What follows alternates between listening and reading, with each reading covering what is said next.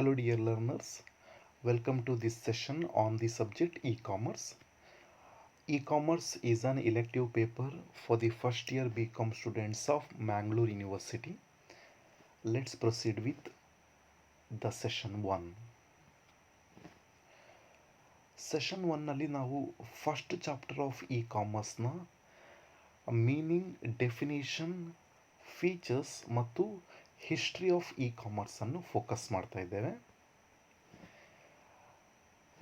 ಚಾಪ್ಟರ್ನ learning objective ಈ ರೀತಿ ಇದೆ: to introduce the concept of e commerce and to enable the learners to get acquainted with the functions, scope, merits and demerits of e commerce. ಹಾಗೂ ಈ particular ಸೆಷನ್ನ outcome ಹೀಗಿದೆ: upon completion of this session you will be able to define and describe E commerce and you'll be able to understand the history of e-commerce. Let's try to understand the concept of e-commerce. We know that by the term commerce we mean that buying and selling of goods and all those activities which are associated with buying and selling of goods.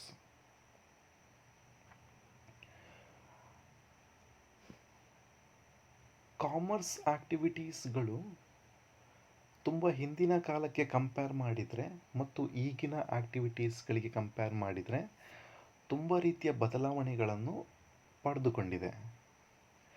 Earlier we had barter system. ಗೂಡ್ಸ್ಗಳಿಂದ exchange ಮಾಡಿಕೊಳ್ಳಾಗ್ತಾ ಇತ್ತು. Later this barter system was replaced by monetary system. ಅಂತ ಹೇಳಿದರೆ ಗೂಡ್ಸ್ಗಳಿಗೆ ಕರೆನ್ಸಿಗಳು exchange ಆಗ್ತಾ ಇತ್ತು.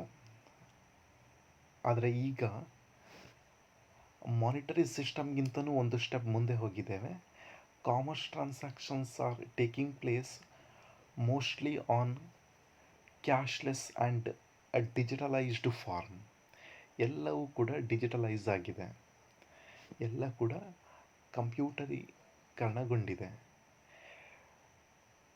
ಇದೆಲ್ಲ ಆಗಿರುವಂಥದ್ದು ಟೆಕ್ನಾಲಜಿಯಲ್ಲಿ ಆಗಿರುವಂಥ ಅಭೂತಪೂರ್ವವಾದಂಥ ಬದಲಾವಣೆ ಮತ್ತು ಬೆಳವಣಿಗೆ. ಅಷ್ಟು ಮಾತ್ರವಲ್ಲ, ಆರ್ಗನೈಸೇಷನ್ಸ್ ಅಥವಾ ಬಿಸ್ನೆಸ್ ಫರ್ಮ್ಗಳು ಕೂಡ ತಮ್ಮ ಪರ್ಫಾರ್ಮೆನ್ಸ್ ಎಫಿಷಿಯನ್ಸಿಯನ್ನು ಇನ್ಕ್ರೀಸ್ ಮಾಡಿಕೊಂಡಿರೋದ್ರಿಂದ ಹಾಗೂ ಇಲೆಕ್ಟ್ರಾನಿಕ್ ಪ್ರೆಸೆನ್ಸ್ ಎಲ್ಲ ಕಡೆ ಕೂಡ ಆಕ್ಸೆಸಿಬಲ್ ಇರೋದ್ರಿಂದ you can find a very few places where internet is not accessible. ಹಾಗಾಗಿ ಇಲೆಕ್ಟ್ರಾನಿಕ್ ಪ್ರೆಸೆನ್ಸ್ ಎಲ್ಲ ಕಡೆ ಇದೆ ಮತ್ತು ಇನ್ಫ್ರಾಸ್ಟ್ರಕ್ಚರ್, ಡಿಜಿಟಲ್ ಇನ್ಫ್ರಾಸ್ಟ್ರಕ್ಚರಲ್ಲಿ ಕೂಡ ಸಾಕಷ್ಟು ಅಡ್ವಾನ್ಸ್ಮೆಂಟ್ಸ್ಗಳು ಕೂಡ ಆಗಿರೋದ್ರಿಂದ ಈ ಎಲ್ಲ ಅಡ್ವಾನ್ಸ್ಮೆಂಟ್ಸ್ಗಳು ಮತ್ತು ಬೆಳವಣಿಗೆಗಳು ಕೂಡ ಕಾಮರ್ಸ್ ಫೀಲ್ಡ್ ಮೇಲೆ ಕೂಡ ಸಾಕಷ್ಟು ಅಡ್ವಾನ್ಸ್ಮೆಂಟ್ ಅಂತ ಬಂದಿದೆ. ಅದನ್ನು ನಾವು ಇ ಕಾಮರ್ಸ್ ಅಂತ ಕನ್ಸಿಡರ್ ಮಾಡಿದರೆ ತಪ್ಪಾಗಲಿಕ್ಕಿಲ್ಲ. ಹಾಗಾದರೆ ಏನು ಇ ಕಾಮರ್ಸ್ ಅಂತ ಹೇಳಿದರೆ, what do you mean by e commerce? E ಕಾಮರ್ಸ್ನಲ್ಲಿ ಇ ಸ್ಟ್ಯಾಂಡ್ಸ್ ಫಾರ್ ಇಲೆಕ್ಟ್ರಾನಿಕ್. ಹಾಗಾಗಿ ಸಿಂಪಲಾಗಿ ಹೇಳೋದಾದರೆ, ಯಾವುದೇ ಒಂದು ಕಾಮರ್ಸ್ ಆಕ್ಟಿವಿಟಿ ಅಲ್ಲಿ ಇಲೆಕ್ಟ್ರಾನಿಕ್ ಮೀಡಿಯಾ ಅಥವಾ ಇಂಟರ್ನೆಟ್ ಉಪಯೋಗ ಆದರೆ ಅದನ್ನು ನಾವು ಇಲೆಕ್ಟ್ರಾನಿಕ್ ಕಾಮರ್ಸ್ ಅಥವಾ ಇ ಕಾಮರ್ಸ್ ಅಂತ ಕರಿತೇವೆ. So e commerce is electronic commerce or internet commerce, or it can be also told like use of computers and telecommunication technologies to support trading in goods and services. In other way, buying and selling of goods or services using the internet and the transfer of money and data to execute these transactions. ನಾನು ಈಗಾಗಲೇ ಹೇಳಿದ ಹಾಗೆ, ಯಾವುದೇ ಒಂದು business ಟ್ರಾನ್ಸಾಕ್ಷನ್ನಲ್ಲಿ electronic means ಬಳಕೆ ಆದರೆ, internet ಮೂಲಕ ಟ್ರಾನ್ಸಾಕ್ಷನ್ಸ್ಗಳು carry out ಆದರೆ ಅದನ್ನು ನಾವು ಇ ಕಾಮರ್ಸ್ ಅಂತ ಹೇಳ್ತೇವೆ. So this sentence gives the same meaning. any form of business transaction in which the parties interact electronically rather than by physical exchange of direct physical contact. It's one distinguishing feature of e-commerce as compared to traditional commerce. We know that in the traditional commerce there is a very much existence of physical store, ಅಲ್ಲೊಂದು shop ಅದು existence ಇರ್ತದೆ. But E ಕಾಮರ್ಸ್ನಲ್ಲಿ physical ಸ್ಟೋರ್ನ existence ಇರೋದಿಲ್ಲ. Buyer ಮತ್ತು seller ಡೈರೆಕ್ಟಾಗಿ meet ಆಗೋದಿಲ್ಲ. ಎಲ್ಲವೂ ಕೂಡ ಕಂಪ್ಯೂಟರ್ ಅಥವಾ ಲ್ಯಾಪ್ಟಾಪ್ ಅಥವಾ ಮೊಬೈಲ್ ಸ್ಕ್ರೀನ್ ಮೇಲೆ ವಿವಿಧ ವೆಬ್ಸೈಟ್ಗಳ ಮುಖಾಂತರವಾಗಿ ಅಥವಾ ಆ್ಯಪ್ಗಳ ಮುಖಾಂತರವಾಗಿ ನಡೀತಾ ಇರ್ತದೆ. ಹಾಗಾಗಿ ಅಲ್ಲಿ there will be no physical direct contact between the buyers and sellers. Everything will be performed on the electronic platform. In short, e-commerce is nothing but any kind of commercial transaction that is facilitated through the internet. So we are able to understand that e-commerce is nothing but a commerce through electronic means on internet. We have few definitions given by different authorities and institutions. It reads as follows: the World Trade Organization defines e-commerce is the production, distribution, marketing, sales or delivery of goods and services by electronic means. Loudon defines the process of buying and selling goods and services electronically involving transaction using the internet network and other digital technologies. We have definition given by OECD also. It defines commercial transactions involving both organizations and individuals that are based on the processing and transmission of digitalized data, including text, sound, and visuals, images, and that are carried out over open networks or closed networks that have gateway onto an open network. After going through meaning and definition of e-commerce, now we can find out few important features or nature of e-commerce. Number one, e-commerce is technology enabled. It means e-commerce takes place on technology based platforms such as computers, internet, and with the help of World Wide Web or other IT protocols. Based on internet, e-commerce is basically concerned with online business transactions with the help of internet. Internet facilitates online and digital transactions. Number three, digitalized and electronic business activities. It means e-commerce keeps business activity digitalized. It does not involve face-to-face contact of buyers and sellers. Number four, global transactions.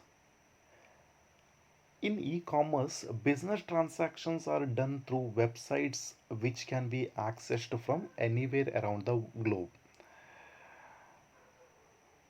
There is no such geographical restriction or boundary. Being at home, one can shop from any part of the world. E-commerce is interdisciplinary in nature. ಅಂತ ಹೇಳಿದ್ರೆ e-commerce as a subject depending upon many other disciplines.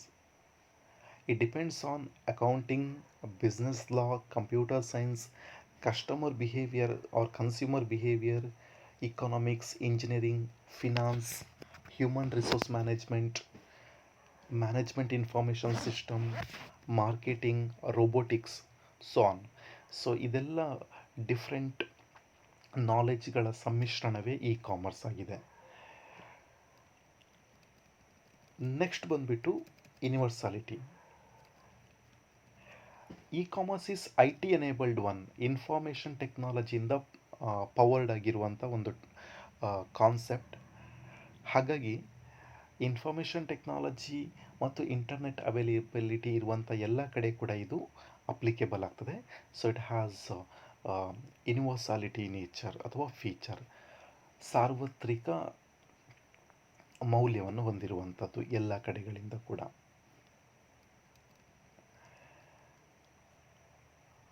ಮುಂದೆ E ಕಾಮರ್ಸ್ನ ಒಂದು basic understanding ಆದ ನಂತರ E ಕಾಮರ್ಸ್ನ ಸ್ವಲ್ಪ history ತಿಳಿಲಿಕ್ಕೆ ಹೋದರೆ, e commerce is basically any form of activity which is through electronic means and information technology. ಇಂಥ ಆ್ಯಕ್ಟಿವಿಟಿಗಳು ತುಂಬ ವರ್ಷಗಳ ಹಿಂದಿಂದ ಕೂಡ ನಡೆದುಕೊಂಡು ಬಂದಿದೆ.